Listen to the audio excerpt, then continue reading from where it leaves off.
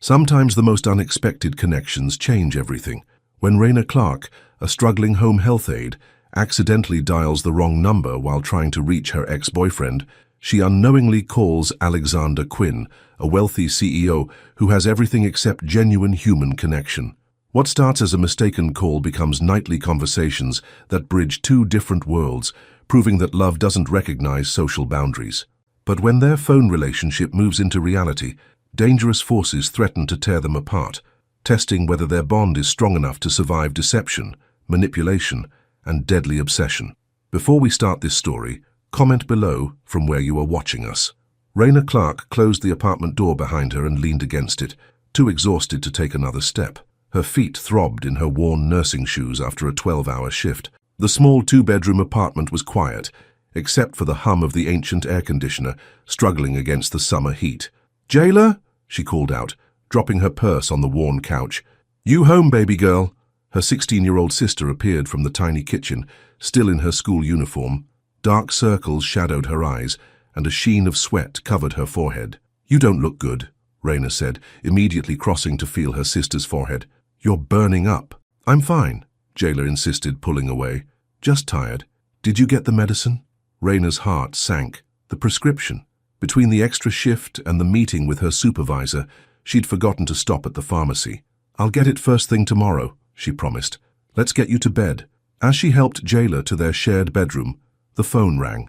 Raina grimaced at the caller ID. "Bill collector?" Jayla asked. "No, worse. Mrs. Peterson." Raina sighed, answering the call. "Hello, Mrs. Peterson." The agency supervisor's voice was cold. "Raina, we need to discuss your absences. 3 in the last month." "Mrs. Peterson, my sister was sick. I called in." "This isn't a discussion. We have standards to maintain. Our clients depend on reliability." Raina swallowed hard. "I understand. It won't happen again." "You're right. It won't. We're terminating your position, effective immediately." The words hit Raina like a physical blow. "Please, Mrs. Peterson, I need this job. My sister. Your final check will be mailed. Goodbye, Raina." The line went dead. Raina stared at the phone, tears welling in her eyes. "Raina?" Jayla called weakly from the bedroom. "Everything okay?" Raina wiped her eyes quickly. "Everything's fine, baby. Just work stuff." She tucked Jayla in, gave her some over-the-counter fever reducer, and sat beside her until she fell asleep. Then she went to the kitchen table where bills were stacked in neat piles. Overdue, final notice, and urgent. Without her job, they wouldn't make rent. Without rent, they'd be out on the street. Again. Raina picked up her phone and stared at Marcus's number. They'd been together 3 years before he walked out 6 months ago, claiming he needed space. He'd promised to help with Jayla, promised forever. Lies, all of it. But he had money, and right now, that's what she needed most. Her fingers trembled as she dialed, tears streaming down her face. The phone rang once, twice, 3 times. "Hello." The voice that answered was deep, authoritative, and definitely not Marcus. Raina froze, unable to speak through her tears. "Hello? Who is this?" the man demanded. Finally, her voice broke through. "Why wasn't I enough?" she sobbed. There was a long pause. "I believe you have the wrong number," the man said, his tone softening slightly. Mortified, Raina hung up. She buried her face in her hands, humiliation adding to her misery. Alexander Quinn set his phone down on the polished mahogany desk. Through the floor-to-ceiling windows of his penthouse office, New York City sparkled like a carpet of diamonds 40 stories below. "As I was saying," continued James Thornton, his chief financial officer, "if we finalize the Westbrook acquisition by the end of the quarter, we stand to increase revenue by 30%. Alexander nodded, but his mind had drifted. The woman's voice on the phone haunted him. Such raw pain. Such genuine emotion. "Alex, are you listening?" James asked. "Sorry," Alexander said, straightening his Italian silk tie. "Continue. The board meeting is tomorrow. 8 sharp. Everything depends on this deal." "I'll be there," Alexander said. "Is that all?" After James left, Alexander stood at the window staring at his reflection. At 33, he had everything he'd worked for. The company he'd built from nothing, the penthouse, the cars, the respect. Everything except someone to share it with. His phone buzzed. A text from Vanessa, his latest date. "Had a great time last night? Dinner tomorrow?" He didn't reply. Vanessa was beautiful, sophisticated, and as emotionally available as a marble statue, just like all the others. Just like him. Alexander picked up his phone and checked the call log. The woman's number was there. Wrong number or not, her broken voice had awakened something in him, something he thought he'd buried years ago. The next night, Raina sat alone in the dark apartment. Jayla's fever had spiked and she'd finally taken her to the emergency room. 5 hours and most of their savings later, they'd returned home with antibiotics and instructions to rest. The rent was due. The electricity would be cut off soon and she had no job, no prospects. She picked up her phone again, staring at Marcus's number. Maybe if she explained about Jayla, maybe he'd help just this once. She dialed, tears already forming. "Hello?" The same deep voice from the night before answered. Raina almost hung up again, but exhaustion overrode her embarrassment. "I'm sorry," she whispered. "Wrong number again." "Wait," the man said quickly. "Are you the woman who called last night?" She should have hung up. Instead, she said, "Yes, I'm sorry, I keep messing up my ex's number. Are you okay? You sounded distressed." The genuine concern in his voice broke something inside her. "No," she admitted. "I'm not okay." "Nothing's okay. Do you want to talk about it?" he asked softly. "Why would you care? You don't even know me. Sometimes it's easier to talk to a stranger." Raina hesitated, then found herself speaking. "I lost my job today. My sister's sick. We might lose our apartment. And I'm trying to call my worthless ex to beg for help." "I'm sorry to hear that," he said. "Your ex sounds like an idiot." A surprised laugh escaped her. "He is. Tell me about your sister." And just like that, Raina found herself talking to this stranger. About Jayla, about their parents' death 3 years ago, about struggling to keep them afloat. "I'm so tired," she confessed. "Tired of fighting, tired of failing." "You haven't failed," he said firmly. "You're still standing. That counts for a lot." They talked for nearly an hour. He never gave his name, and she never asked. He told her about working too much, about the emptiness of success without connection. He made her laugh with stories about his awkward teenage years, about his first disaster of a job interview. When Jayla called for her, Raina realized how long they'd been talking. "I need to go," she said reluctantly. "Will you call again?" he asked. "Maybe tomorrow, same wrong number." She smiled, the first real smile in days. "Maybe I will." Alexander stared at his phone long after she hung up. He hadn't spoken so openly with anyone in years. There was something about her voice, warmth beneath the pain, strength beneath the fear. His assistant knocked on the door. "Mr. Quinn, the board members are waiting in the conference room." "Thank you, Claire. I'll be right there." He straightened his tie, put on his CEO face and headed to the meeting that would cement his company's future. But his mind kept drifting to a woman whose name he didn't know, whose voice had somehow reached through his carefully constructed walls. The calls continued every night, sometimes for a few minutes, sometimes for hours. They talked about everything except specifics. No names, no addresses, no jobs. Just dreams and fears, memories and hopes. Raina found herself looking forward to these conversations. Her mysterious caller listened without judgment, laughed without restraint, and seemed to genuinely care. "Why do you keep answering?" she asked him one night, 3 weeks after their first accidental call. "Because talking to you is the best part of my day," he admitted. "In my world, everyone wants something from me. You just want to talk. Your world sounds exhausting." "It is, but lately it's a little less so." He paused. "What about you? Why do you keep calling the wrong number?" Raina smiled in the darkness of her apartment. Maybe it's not the wrong number anymore. Raina's luck began to change. A former client called, offering her a private nursing position, better hours, better pay. Jayla recovered and threw herself into school. They caught up on bills, and every night Raina called her wrong number. "I had an interview today," she told him one evening. "How did it go?" "I got the job. It's with this sweet older woman. She just needs basic care and the pay is almost double what I was making before. That's wonderful. I knew things would turn around for you." "What about you? How was your day, mystery man?" He chuckled. "Better now. I closed a big deal today." "Congratulations, we should celebrate. How about this? Tell me one thing you've always wanted to do but never had the chance." Raina thought for a moment. "See the ocean. I've lived my whole life in this city, but I've never made it to the beach." "That's criminal. The ocean is magnificent. What about you? What's your unfulfilled wish?" He was quiet for so long she thought they'd lost connection. "To be known," he finally said. "Really known. Not for what I have or what I can do, just for who I am." The vulnerability in his voice made her heart ache. "I think I'm getting to know you," she said softly. "You know more about me than anyone, and I don't even know your name. Does it matter?" "No," he said, "but I'd like to." Raina hesitated. Names meant reality. Reality meant complications. "Maybe someday," she said. 1 month after their first call, Raina was exhausted after a long day with her new client. Mrs. Henderson was kind but demanding, and her son Thomas had lingered after his visit, asking personal questions that made Raina uncomfortable. When she called her wrong number that night, she was close to tears again. "What's wrong?" he asked immediately, sensing her mood. "Just a rough day. My client's son was inappropriate." His voice hardened. "Did he hurt you?" "No, nothing like that. Just comments. Looks. I can handle it. I've dealt with worse. You shouldn't have to handle anything. You deserve respect. Sometimes I wonder if I'll ever find someone who really sees me," she admitted, "not as a caretaker or a responsibility, just as me." "I see you," he said quietly. "I've never even seen your face, but I see you." Raina's heart raced. "I wish I could meet the man who makes me feel like I still matter." His reply was immediate, intense. "What if you already have?" The line went quiet, both of them breathing, neither speaking. Finally, he broke the silence.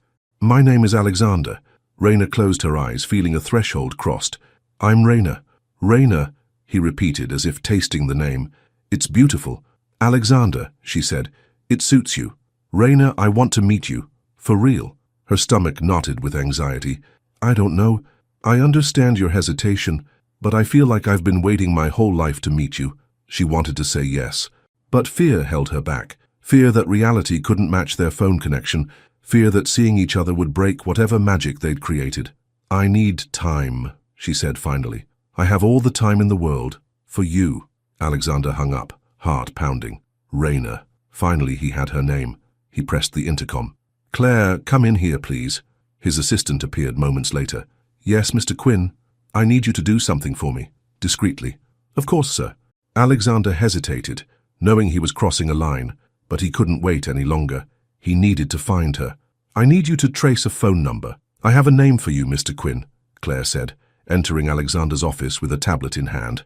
Alexander looked up from his computer. For the past week since learning Raina's name, he'd been distracted, unfocused. The Westbrook deal, once his sole priority, now seemed trivial compared to finding the woman whose voice had become his lifeline. "Raina Clark," Claire continued, 28 years old. She's a home health aide, or was until recently, lives in an apartment in Queens. She has a younger sister named Jayla, 16, parents deceased 3 years ago, currently works as a private nurse for an elderly woman named Eleanor Henderson. Alexander frowned. "That was thorough," Claire shrugged. "You asked me to be discreet, not limited. Should I continue?" He hesitated. This felt invasive, wrong, but he couldn't stop now. "Go on." "She's had financial difficulties, almost evicted twice. Her sister was hospitalized last month with pneumonia, and her ex-boyfriend's name is Marcus Johnson. He left her 6 months ago." Alexander's jaw tightened at the mention of the ex. "That's enough, Claire, thank you."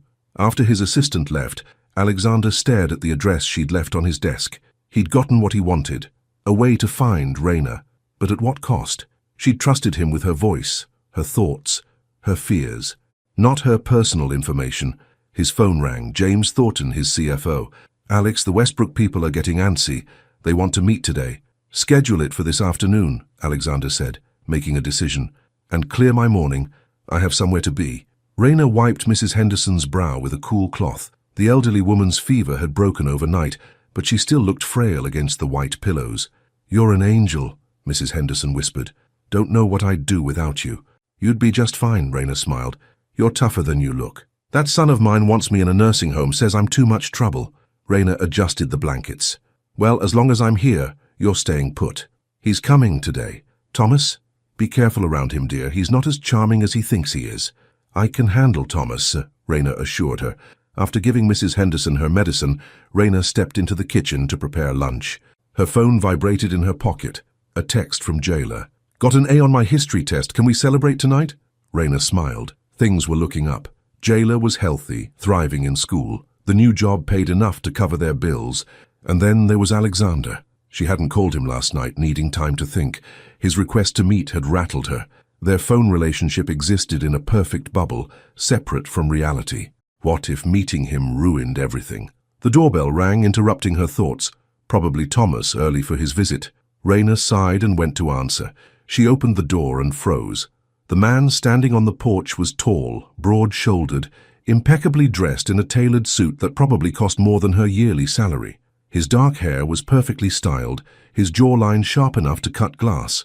But it was his eyes that captured her, intense, intelligent, and somehow familiar. "Can I help you?" she asked, her voice suddenly dry. "Raina?" he asked, though his expression told her he already knew the answer. Her heart pounded. It couldn't be. "Alexander?" He nodded, a small smile lifting the corner of his mouth. "I found you." Raina gripped the doorframe, steadying herself. "How did you—" "I can explain," he started. A car door slammed behind him. Thomas Henderson was walking up the path, his face hardening at the sight of the stranger at his mother's door. "Who's this?" Thomas demanded, reaching them. "A friend," Raina said quickly, "just stopping by." Thomas looked suspicious. "Mother doesn't need any more excitement. She's ill." "Actually, Mrs. Henderson's fever broke last night," Raina said. "She's much better. I'll see for myself." Thomas pushed past them into the house. Alexander's eyes never left Raina's face. "Can we talk? Please." "I'm working," she said, still stunned by his appearance. "I'll wait, however long it takes." Raina felt trapped between her job and this impossible situation. "Fine. My shift ends at 4.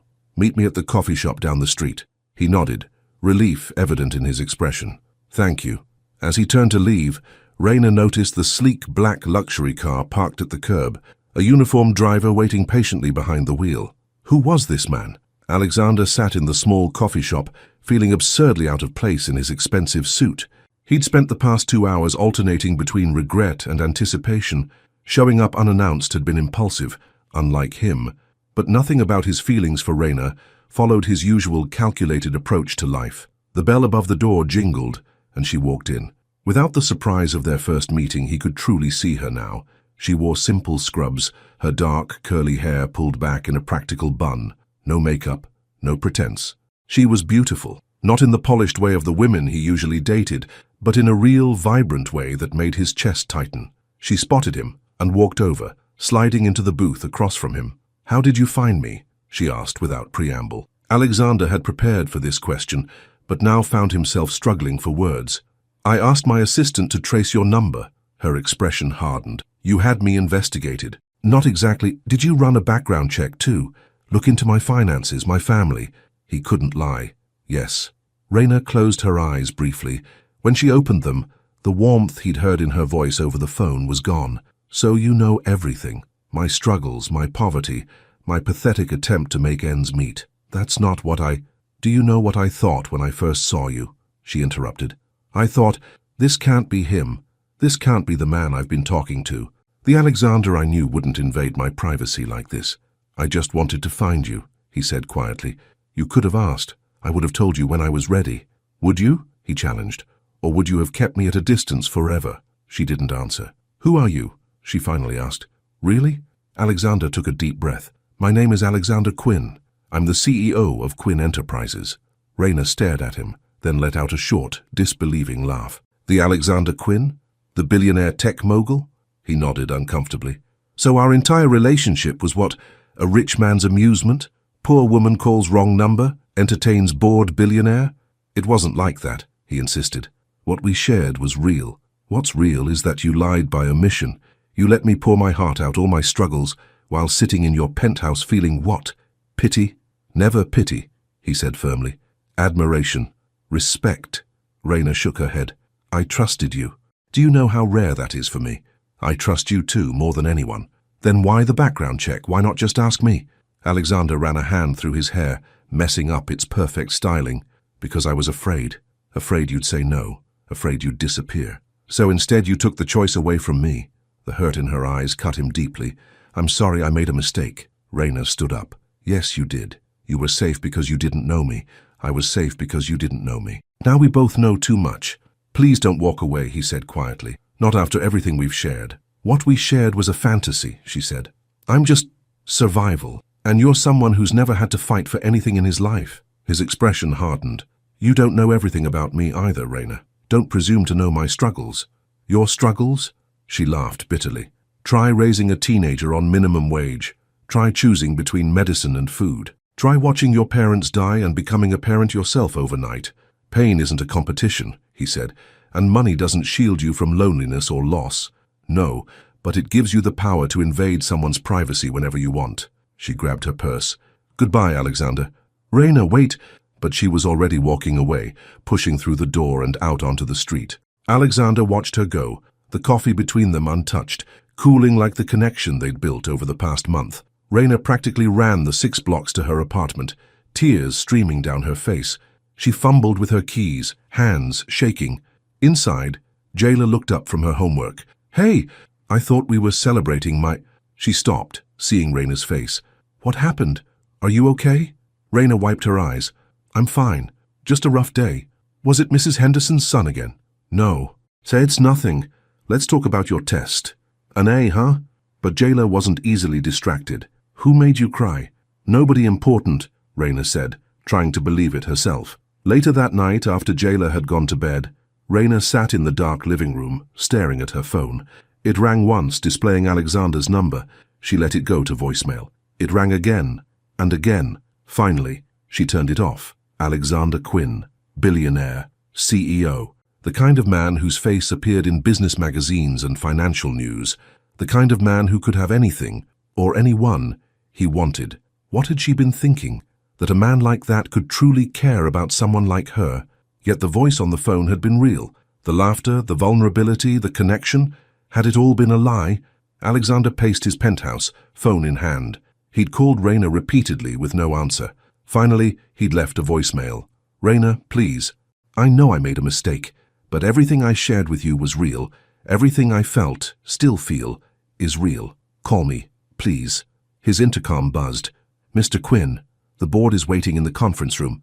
The Westbrook representatives have arrived. I'll be right there, he answered automatically. But as he prepared to leave his office, he found himself staring at his reflection in the window. Who was this man in the perfect suit with the perfect life? A stranger who'd forgotten how to connect with people, until Raina. The Westbrook deal would make him another billion. It would expand his company into new markets. It was everything he'd worked for, and suddenly none of it mattered. Alexander grabbed his phone and called his assistant. Claire, cancel the meeting. Sir, this is the Westbrook deal. We've been working on this for months. I know. Cancel it anyway. Reschedule for next week. May I ask why?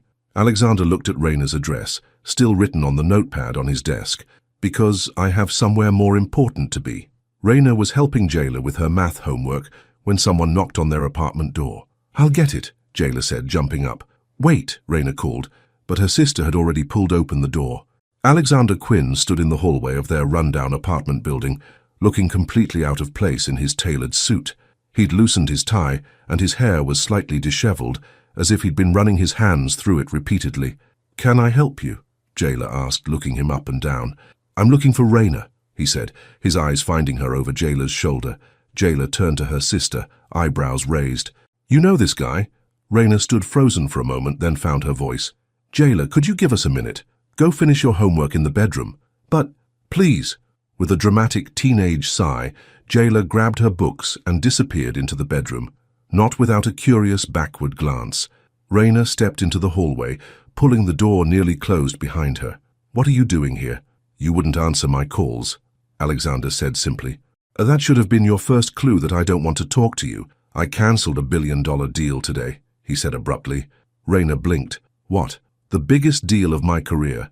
I walked away from the meeting because all I could think about was you, about how I hurt you, about how much I needed to fix this. You can't fix this with grand gestures, Alexander. Trust isn't bought or sold. I know that. I'm not trying to impress you with the money. I'm trying to show you that you matter more to me than any deal, any amount of wealth. She studied his face, searching for any sign of manipulation or deceit. She found none. Why me? She asked finally. You could have anyone. I don't want anyone. I want the woman who made me laugh when I'd forgotten how, who listened without wanting anything in return, who reminded me what it feels like to be human, not just successful. Raina felt her resolve weakening. You violated my privacy.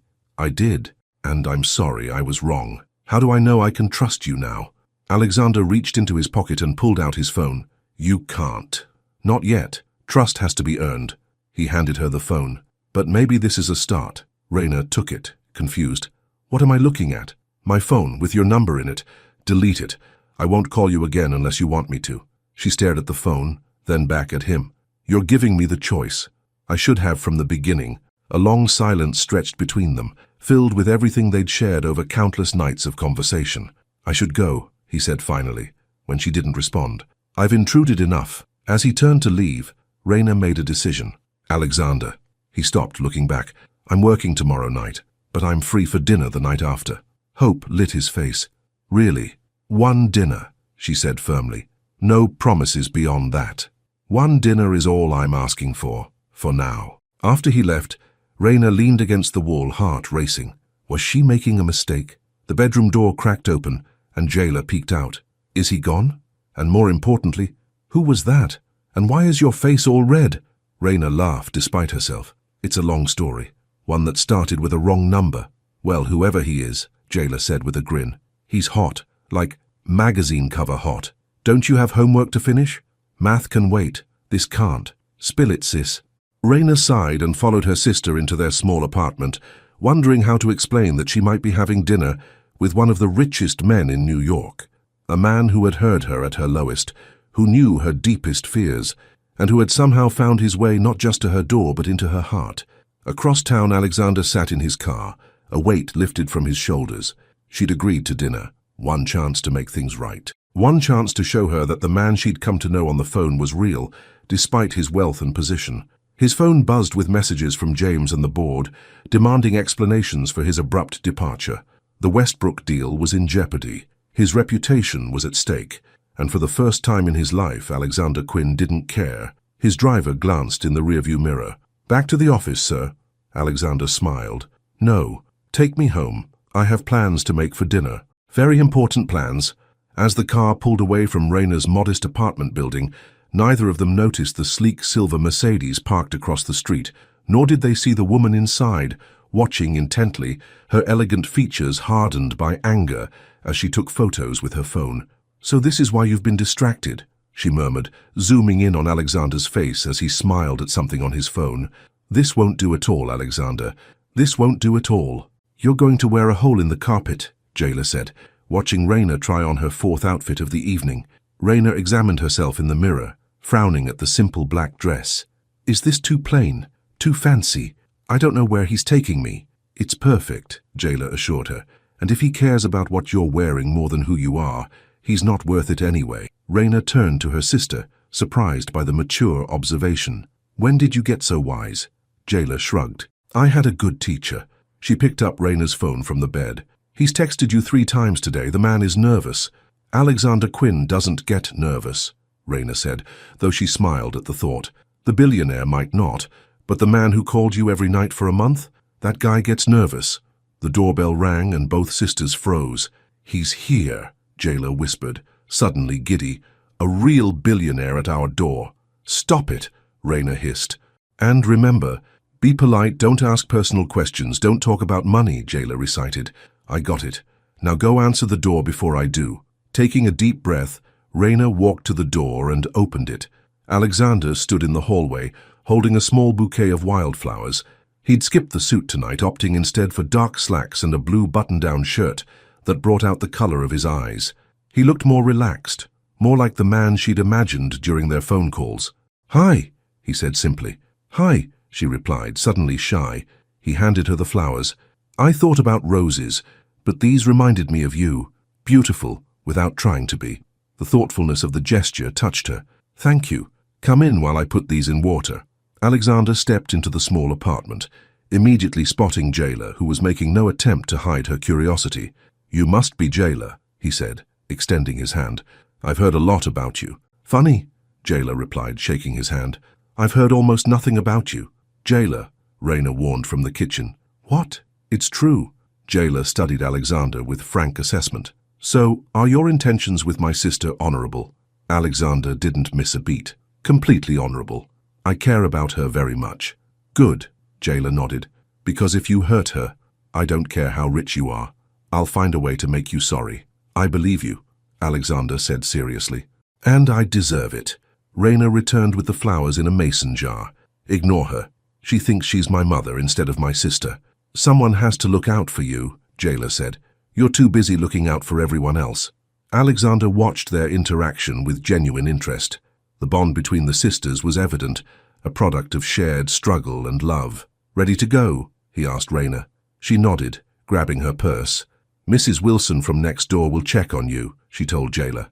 Don't stay up too late, it's still a school night. Yes, Mom. Jailer rolled her eyes but gave her sister a quick hug. Have fun. Stay out past your curfew. Outside, Raina expected to see the luxury car with chauffeur, but instead, Alexander led her to a modest sedan parked at the curb. No driver tonight? She asked. I thought you might be more comfortable if it was just us, he explained, opening the passenger door for her. Plus, I do know how to drive myself, contrary to popular belief. As they pulled away from the curb, neither noticed the same silver Mercedes from before, parked half a block down, its engine starting as they drove off. This isn't what I expected, Raina said as they walked into the small Italian restaurant in Little Italy. The place was cozy and unpretentious, with checkered tablecloths and candles in wine bottles. Family photos lined the walls, and the rich aroma of garlic and tomato sauce filled the air. Too simple? Alexander asked, suddenly uncertain. No, she smiled. Perfect. The owner, an elderly Italian man, rushed over to greet them. Alexander, so good to see you again. Luigi? Alexander embraced the man warmly. This is Raina. Luigi kissed her hand with old-world charm. Bellissima. Come, I have your table ready. He led them to a small corner booth, partially secluded from the rest of the restaurant. I've been coming here since college, Alexander explained after they were seated. Before I could afford fancy restaurants. Luigi never changed how he treated me, even after my company took off. So you weren't born rich? Raina asked, genuinely curious. Alexander shook his head. Scholarship kid. My father was a janitor, my mother a seamstress. They died in a car accident my sophomore year of college. Raina's eyes widened. I didn't know, I'm sorry. How could you know? I never told you. He looked down at his menu. I built my company from nothing. A tech startup in my dorm room that somehow worked out. That's impressive, she said softly. What's impressive is raising your sister while working multiple jobs, he countered, making sure she stays in school, stays healthy, has a future. That takes real strength. Luigi returned with wine and took their orders, his eyes twinkling as he looked between them. Young love, beautiful to see. After he left, an awkward silence fell between them. He's getting ahead of himself, Raina said finally. Luigi gets excited. He's been trying to set me up for years. She took a sip of wine. So, a billionaire who takes his dates to a family restaurant in Little Italy. You're full of surprises. I wanted tonight to be about us, just us. No wealth, no status, no wrong numbers or misunderstandings. Just Alexander and Raina. Is that possible? You are who you are. I am who I am. Tonight it is, he said firmly. Tonight we're just two people having dinner, and somehow it worked. As they ate Luigi's homemade pasta and shared tiramisu for dessert, they recaptured the easy conversation of their phone calls. He made her laugh with stories about his early business failures. She told him about Jailer's latest school drama. They debated movies, shared childhood memories, and discovered a mutual love of old jazz music. For a few precious hours, they weren't a billionaire and a home health aide. They were just a man and a woman, enjoying each other's company. As Alexander drove her home, Raina felt a sense of contentment she hadn't experienced in years. Thank you for tonight, she said as they reached her building. It was lovely. Can I see you again? He asked, his voice betraying a rare vulnerability. She nodded. I'd like that. He walked her to her door, stopping in the hallway outside her apartment. I should say good night here. If Jailer's still up, I don't want to intrude. Always the gentleman, she smiled. Not always, he admitted. But I'm trying. His eyes dropped to her lips, and Raina felt her heartbeat quicken. He leaned in slowly, giving her every opportunity to pull away. She didn't. The kiss was gentle at first, then deepened with a surprising intensity that left them both breathless when they finally parted. Good night, Raina, he whispered. Good night, Alexander. She watched him walk away, her fingers touching her lips, wondering how a wrong number had led to this moment. You cancelled the Westbrook deal for a date. James Thornton's voice was tight with barely controlled anger as he paced Alexander's office the next morning. I rescheduled it, Alexander corrected, unperturbed. There's a difference. The board is concerned, Alex. You've been distracted for weeks, cancelling meetings, leaving early. staring at your phone like a lovesick teenager. Alexander leaned back in his chair. The board works for me, James, not the other way around. We work for the shareholders, James reminded him, and they're getting nervous. This isn't like you. Maybe it should be, Alexander said thoughtfully.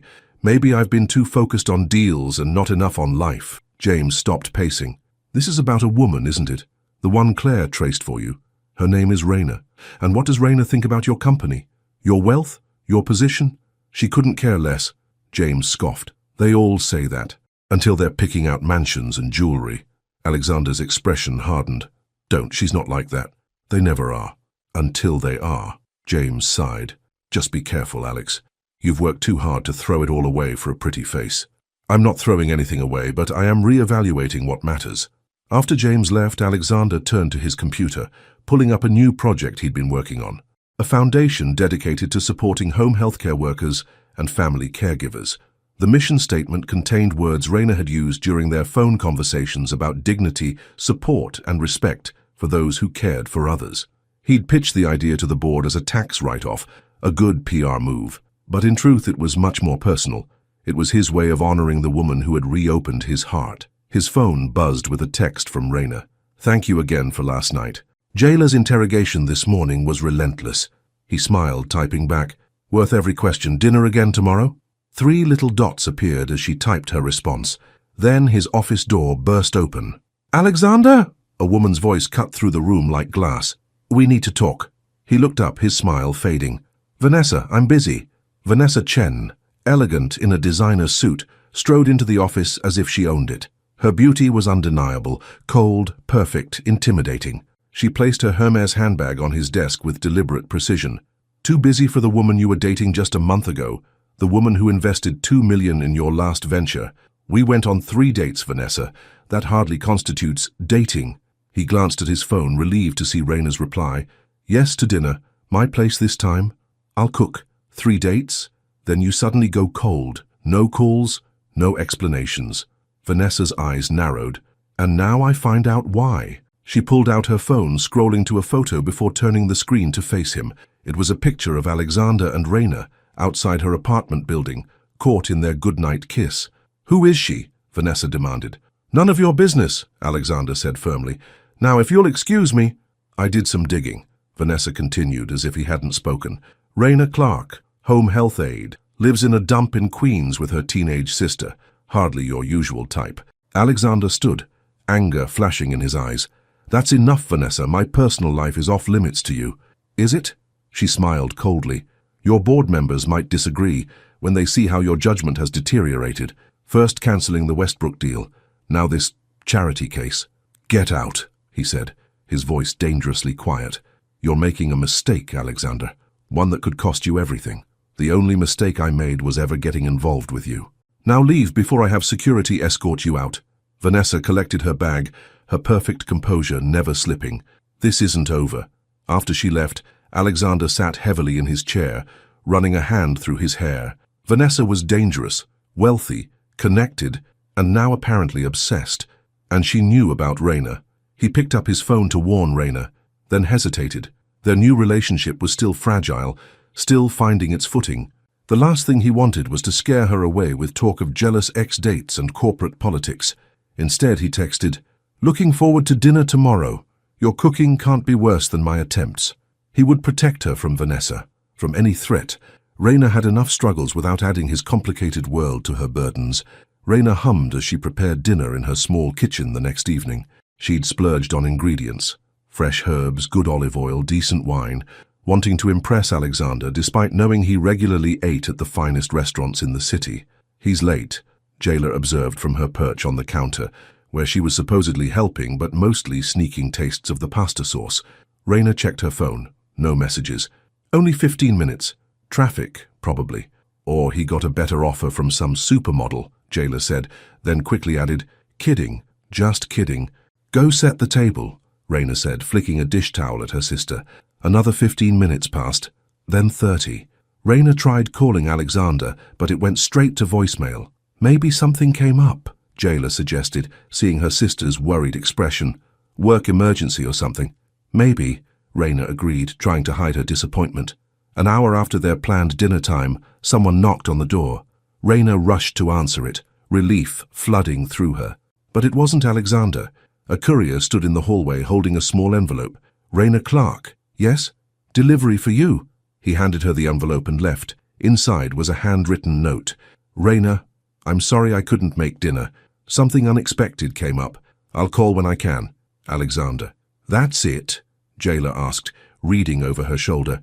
"No explanation, no phone call, just a note?" Raina stared at the paper, a familiar sinking feeling in her stomach. The feeling of being left behind, forgotten when something more important came along. Just like Marcus, just like everyone. "I'm sure he has a good reason," she said, though her voice lacked conviction. "He'd better," Jailer crossed her arms. "Or my threat still stands, billionaire or not." Later that night, after Jailer had gone to bed, Raina sat in the dark living room, staring at her phone. No calls, no texts, just silence. Her eyes burned with unshed tears. Had she been a fool to believe that someone like Alexander Quinn could truly care about someone like her? Had their connection been just a passing amusement for him? She tried calling him one more time. Voicemail again. "Alexander, it's Raina. I got your note. I hope everything's okay. Call me when you can." She hung up, feeling pathetic. Setting her phone down, she made a promise to herself. One more day. She would give him one more day to explain. After that, she would accept that their wrong number romance had been nothing but a wrong turn. Alexander woke slowly, his head pounding. He blinked against harsh fluorescent lights, trying to orient himself. White walls, beeping machines, the antiseptic smell of hospital disinfectant. A hospital room. But how? Why?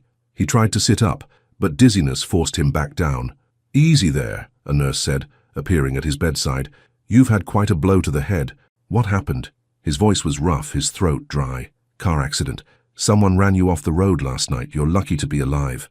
Last night, dinner with Raina. He'd been on his way to her apartment. "My phone," he croaked. "Need my phone." "It was destroyed in the crash," the nurse explained. "The police have what's left of your belongings." "What time is it?" "Almost noon. You've been unconscious since they brought you in last night." Raina must be worried sick. He'd stood her up with no explanation. "I need to make a call," he insisted, trying again to sit up.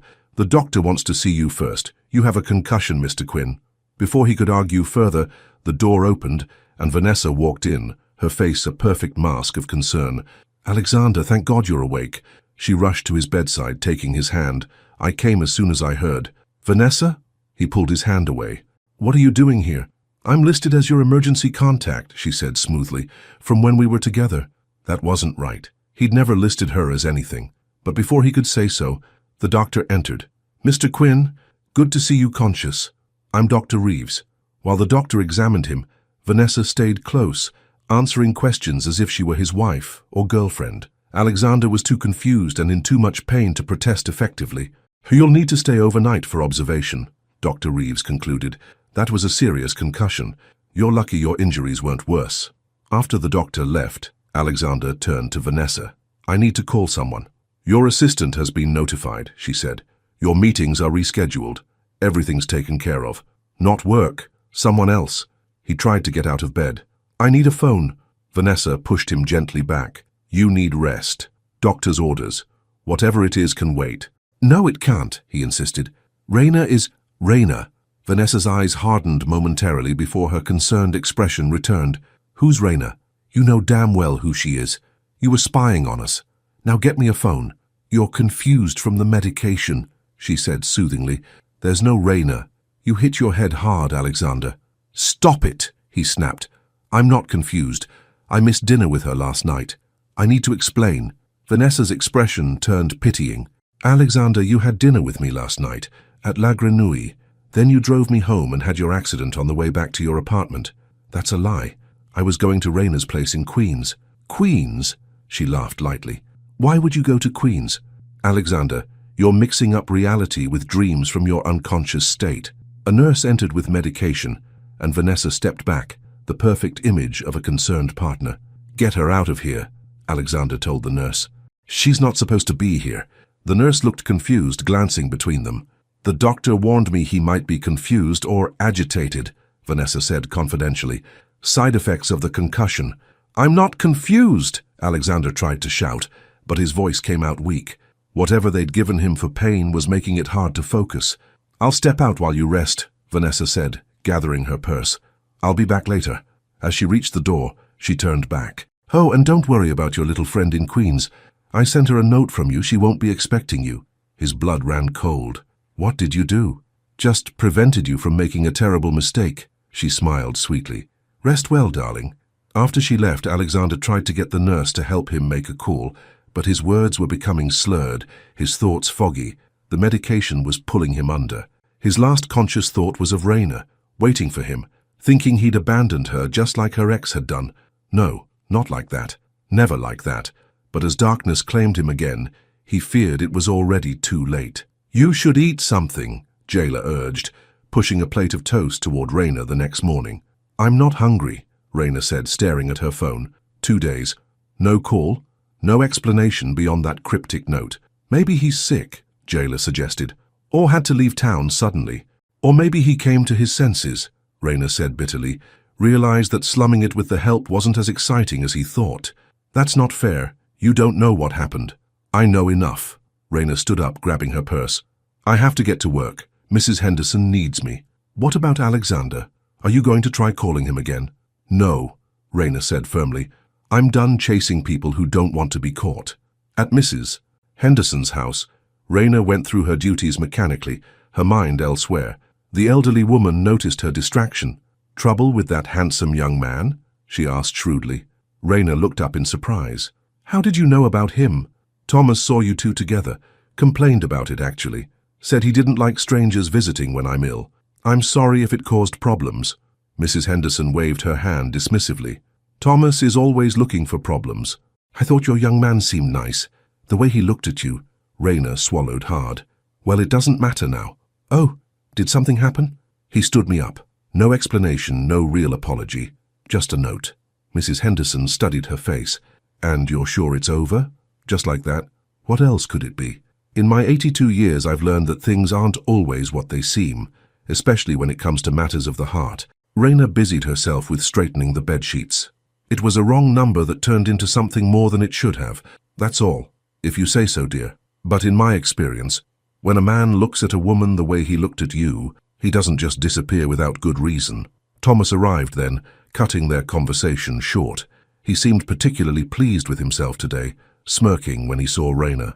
"No visitors today?" he asked snidely. "Just taking care of your mother, Mr. Henderson," Raina replied coolly. "Good, that's what we pay you for after all." He glanced at his watch. "I have news, Mother. I've been in contact with Sunset Pines Retirement Community. They have an opening next month." Mrs. Henderson's face fell. "I told you I'm not going to a home. I'm staying in my house. Be reasonable. You need more care than Ms. Clark can provide." "I'm doing fine with Raina's help," the elderly woman insisted. "This is my home. I'll die here, not in some institution." Thomas sighed dramatically. "We'll discuss it later when you're being more rational." After he left, Mrs. Henderson was quiet, her earlier good humor gone. Raina sat beside her, taking her frail hand. "He won't force you to go anywhere," she assured her. "I won't let him." Mrs. Henderson squeezed her hand. "You're a good girl, Raina. Too good for the likes of Thomas." She paused. "And maybe too good for your young man too, if he can't appreciate what he has." Raina tried to smile, but her heart wasn't in it. She'd thought Alexander was different, thought their connection was real, based on something deeper than physical attraction or superficial charm. But in the end, he was just another man who made promises he couldn't keep. That evening, as Raina walked home from the bus stop, a sleek, silver Mercedes pulled up beside her. The window rolled down, revealing a stunningly beautiful Asian woman in designer sunglasses. "Raina Clark?" the woman asked. Raina stopped, wary. "Who's asking?" The woman removed her sunglasses, revealing sharp, intelligent eyes. "I'm Vanessa Chen. We need to talk about Alexander Quinn." "I have nothing to say about him," Raina said, continuing to walk. Vanessa drove slowly beside her. "I think you'll want to hear this. It concerns your sister, too." Raina stopped cold. "What about my sister? Get in, I won't bite." Against her better judgment, Raina got into the passenger seat. The car's interior smelled of expensive perfume and leather. "What do you want?" she demanded. "And how do you know about my sister?" Vanessa smiled coolly. "I make it my business to know everything about people who threaten my interests. And you, Raina Clark, have become a threat. I don't even know who you are." I'm the woman Alexander was dating before he became fixated on you. I'm also an investor in his company and a member of the social circle he belongs in. Good for you, Raina said flatly. If you came to mark your territory, don't bother. I haven't heard from him in days. I know, Vanessa smiled. That note you received? I sent it. Raina stared at her. What? Alexander was never planning to have dinner with you. He was with me that night. Where he belongs. I don't believe you. Vanessa pulled out her phone, showing Raina a photo of her and Alexander at what appeared to be an elegant restaurant, time-stamped the night of their missed dinner. Why are you doing this? Raina asked, her voice small. Because Alexander is having a momentary lapse in judgment. Slumming it might seem exciting for a while, but men like him always return to their own kind. Vanessa put her phone away. He's built $1 billion company. Do you really think he'd risk it all for a nobody from Queens? Each word was a precise cut, targeting Raina's deepest insecurities. What does this have to do with my sister? She asked, focusing on the only part that truly mattered to her. Alexander mentioned he was thinking of setting up a scholarship for her. Full ride to any college she wants. Vanessa examined her perfect manicure. Such a generous man. It would be a shame if that opportunity disappeared. The threat was clear. Stay away from Alexander, or jailer would pay the price. If Alexander wanted to end things, he could tell me himself, Raina said, reaching for the door handle. Men hate confrontation, especially with women they've used and grown tired of. Vanessa's voice was silk over steel. Take my advice, Raina. Walk away with your dignity before you're pushed. Raina got out of the car, legs shaking. Stay away from me and my sister. Gladly. As long as you stay away from Alexander. Vanessa started the engine. Wrong numbers should stay wrong, don't you think? As the Mercedes drove away, Raina stood on the sidewalk, tears streaming down her face. Every insecurity, every doubt she'd ever had about her relationship with Alexander came rushing back, amplified by Vanessa's cruel words. Was it all a lie? Had she been nothing but a novelty to him? A charity case? She wiped her eyes, straightening her shoulders. She'd survived worse than a broken heart. She'd keep surviving.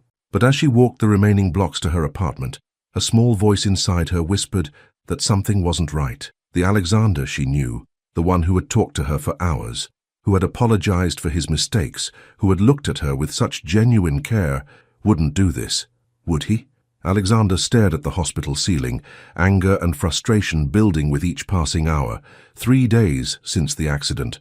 3 days since he'd spoken to Raina. 3 days of Vanessa's manipulations, keeping hospital staff from letting him use a phone, convincing doctors he was confused from his concussion.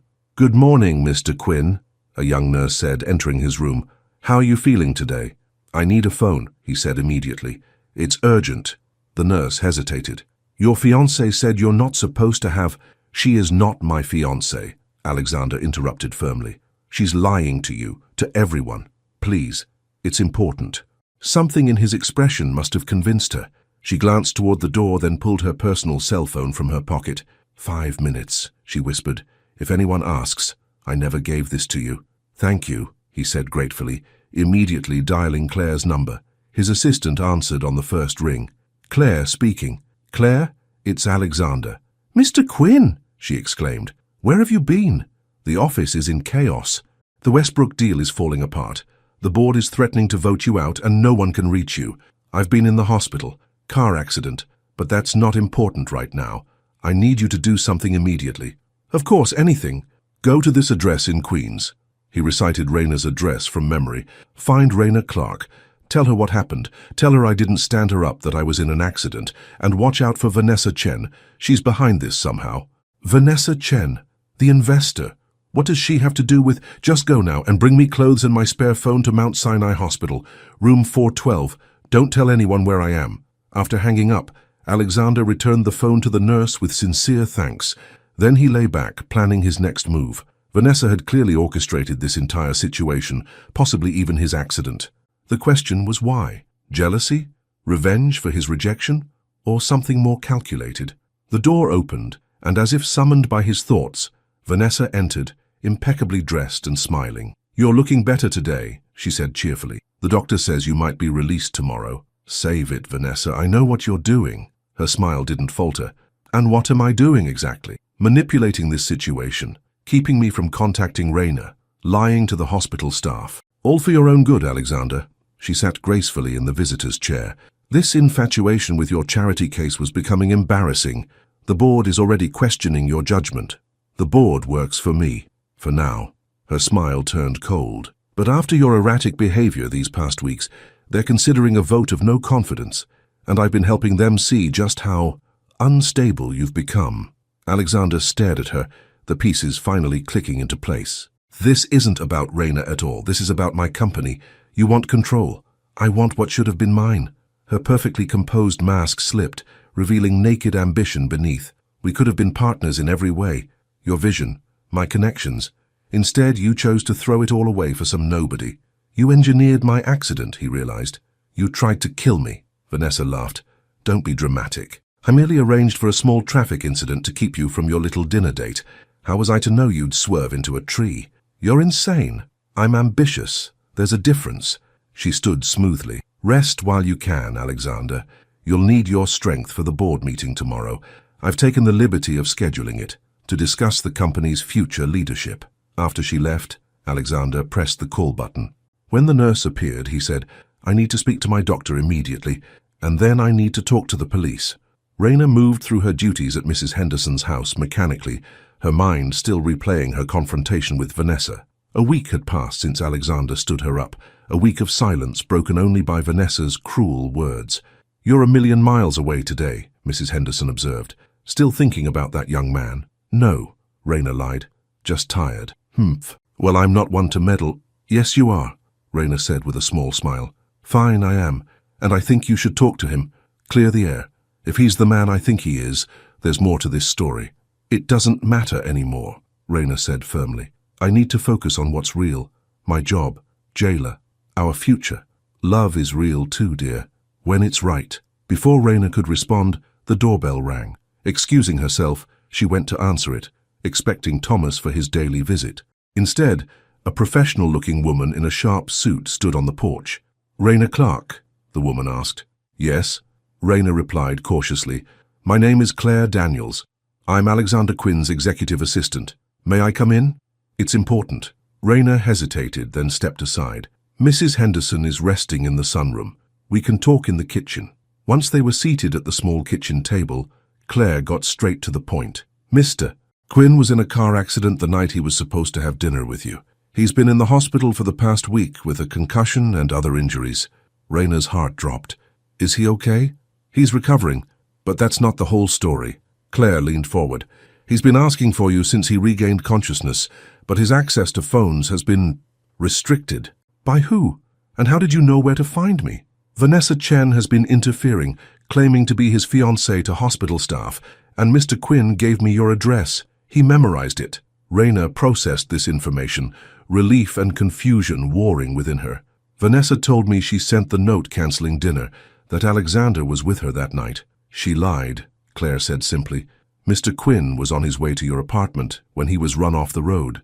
The police are investigating, but he believes Ms. Chen was responsible. She tried to kill him? Raina gasped. Perhaps not intentionally, but she did want to prevent him from seeing you. She also appears to be orchestrating a corporate takeover while he's been incapacitated. Raina's mind reeled. Why are you telling me this? Because he asked me to find you.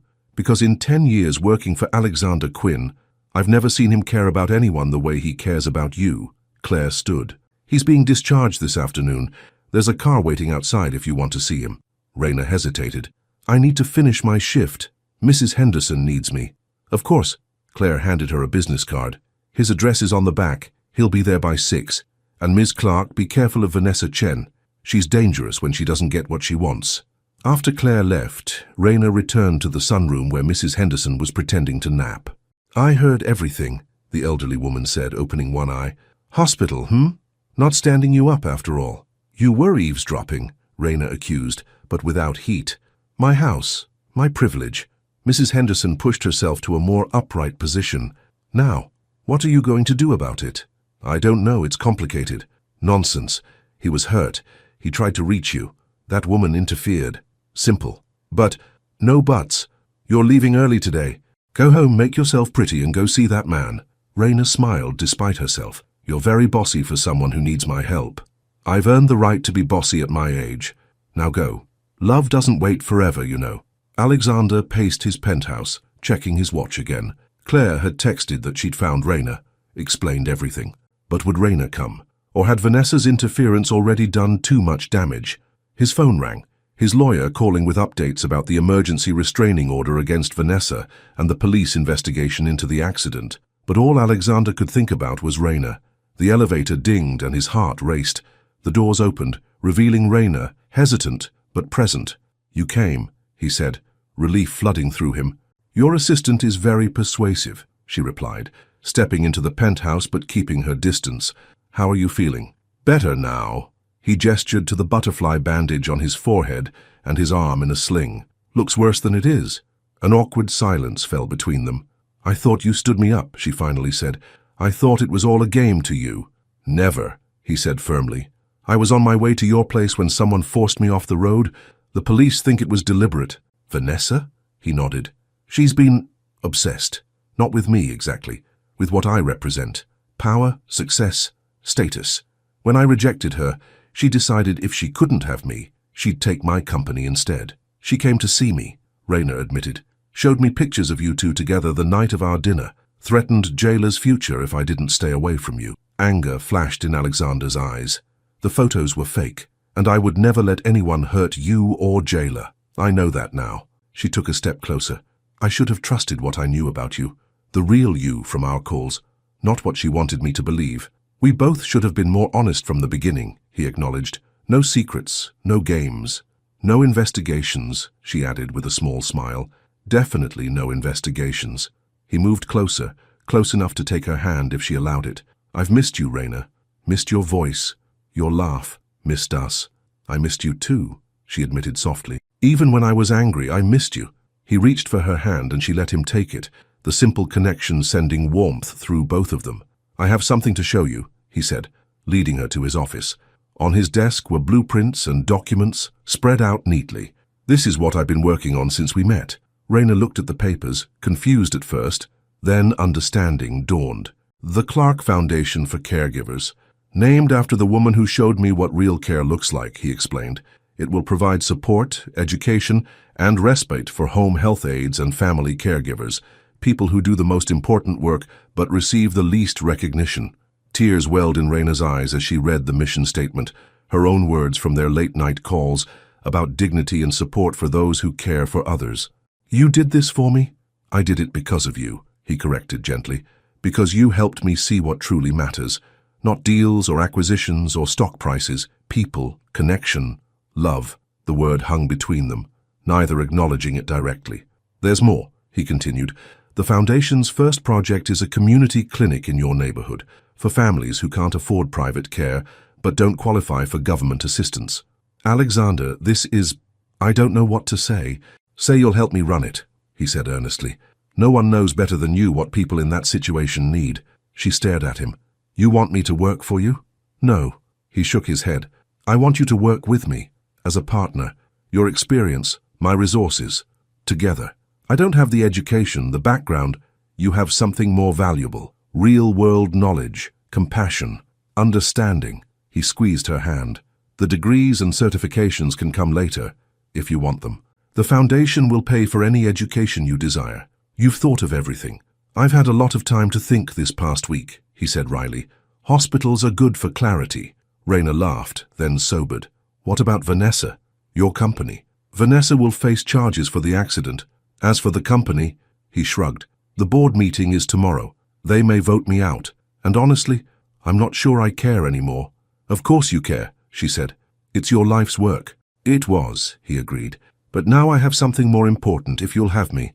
He pulled her gently into his arms, careful of his injuries. "I love you, Raina Clark. Wrong number or right, you're the voice I want to hear every day for the rest of my life." "I love you too," she whispered, tears flowing freely now. "Even when I thought you'd left me behind, I loved you." Their kiss was gentle at first, then deeper, a promise of a future neither had dared to imagine before a mistile connected their worlds. 3 months later, Raina stood outside the newly completed Clark Community Clinic, watching as workers installed the final touches. The building gleamed in the autumn sunlight, a beacon of hope in a neighborhood that desperately needed it. Alexander had won his board fight, keeping control of his company while reshaping its priorities. The Westbrook deal had gone through, but with new provisions that emphasized community investment alongside profit. Vanessa faced criminal charges for the accident, her corporate ambitions shattered, and Raina had found her calling. As executive director of the Clark Foundation, she'd thrown herself into creating programs that supported caregivers like herself. Alexander had insisted her name be on the foundation, despite her protests. "It's your vision," he'd said. "Your heart that made it possible." Now as she watched the workers install a plaque beside the clinic doors, she felt a surge of pride and gratitude. So much had changed in such a short time. Jayla was thriving in her new school, already talking about college, a possibility that once seemed like an impossible dream. Mrs. Henderson had moved into a sunny apartment in the building Alexander owned, where Raina visited her regularly, and Raina herself had grown in confidence, discovering strength she never knew she possessed. The workers finished mounting the plaque, and Raina stepped closer to read the inscription, "To the woman who made a stranger feel human again." Tears pricked her eyes. Alexander had remembered her exact words from one of their earliest phone conversations. She pulled out her phone, needing to hear his voice, to thank him for this perfect gesture. She dialed, her heart still fluttering like it had that very first night. The line rang once, then she heard his voice. "I've been waiting for this call." But before she could answer, someone grabbed her arm from behind. Startled, Raina turned to find a woman she didn't recognize, elegant, well-dressed, with sharp eyes that seemed to look right through her. "You don't know who he really is," the woman said, her voice low and urgent. "But I do, because I'm his ex-wife." Raina stared at her in shock. "Ex-wife? Alexander was married?" "For 3 years," the woman confirmed, "until I discovered what he's really capable of." "Who are you?" Raina demanded, pulling her arm free. "Catherine Quinn," the woman replied. "And if you're smart, you'll listen to what I have to say before it's too late." In Raina's hand, Alexander's voice called from the phone. "Raina, are you there? What's happening?" Catherine reached for the phone. "Let me talk to him. Let me tell him I found you." Raina stepped back, clutching the phone protectively. "Stay away from me." "You don't understand," Catherine insisted. "He's not who you think he is. The accident, the foundation, all of it, it's part of his pattern." "What pattern?" Despite herself, Raina felt a flicker of doubt. He finds women he can save, makes them depend on him. Then when they start asking questions about his business, his past, Catherine's eyes glistened with unshed tears. "Just ask him about Sanderson Pharmaceuticals. Ask him what really happened to those trial patients." "Raina," Alexander's voice was more urgent now. "Who's there with you?" Raina's mind raced. Alexander had never mentioned a wife, never even hinted at a previous marriage. Was it possible there were other secrets he'd kept from her? Other lies? "I have proof," Catherine said, reaching into her purse. "Documents, recordings, things his money and power couldn't bury." "Raina, please answer me," Alexander called from the phone. Raina looked at the clinic, at the plaque with her words immortalized in bronze, at the physical manifestation of everything Alexander had promised her, everything she'd come to believe in. "I trusted him once too," Catherine said softly. "We all did." Raina raised the phone slowly to her ear, her heart pounding. Everything hung in the balance. Her future, her sister's future, the foundation, her love for Alexander. Who was telling the truth? The man whose voice had been her lifeline on countless lonely nights, or this stranger with pain in her eyes and accusations on her lips? "Alexander," she finally said into the phone, her voice barely above a whisper. "Raina, thank God," he breathed. "What's happening? Who's there with you?" She looked directly at Catherine. Decision made. "Your ex-wife is here, and I think we need to talk." "Ex-wife?" Confusion filled his voice. "Raina, I've never been married." Catherine's expression changed, a calculating look replacing the vulnerable one. She reached into her purse again, and this time Raina glimpsed not papers, but something metallic. "Raina, listen to me." Alexander's voice was urgent now. "Catherine Quinn is Vanessa's sister. She's dangerous. Get away from her now." But it was too late. Catherine had pulled out a small pistol, pointing it steadily at Raina's heart. "You should have taken my warning," she said coldly. "Now drop the phone. We're going for a drive." As Raina looked into the barrel of the gun, she realized that her wrong number journey wasn't over yet. In fact, the most dangerous chapter was just beginning.